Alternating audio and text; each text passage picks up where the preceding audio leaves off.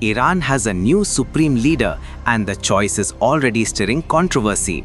Mujtaba Khamenei, the son of Iran's longtime leader Ayatollah Ali Khamenei, has reportedly been selected to take over the country's most powerful position. Now, with his elevation to supreme leader, questions are being raised about the future of Iran's political system and whether the country is moving towards a form of hereditary leadership. Here are 10 key things to know about Mujtaba Khamenei and his rise to power. 1. Born into Iran's most powerful family. Mujtaba Khamenei, born on September 8, 1969 in Mashhad, is the second son of Iran's longtime supreme leader Ayatollah Ali Khamenei. 2.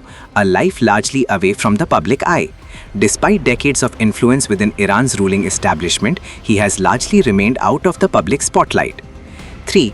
No elected office or public political role.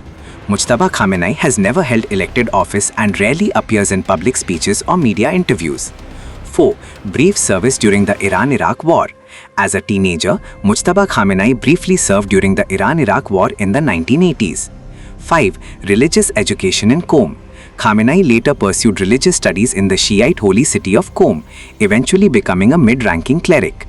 6. Strong links with the IRGC. Over the years, Mujtaba developed strong ties with Iran's powerful Islamic Revolutionary Guard Corps, IRGC. 7. Alleged role in the 2005 presidential election. His name first gained wider attention during Iran's 2005 presidential election, when he was accused of using his connections with the IRGC to support the candidacy of President Mahmoud Ahmadinejad. 8.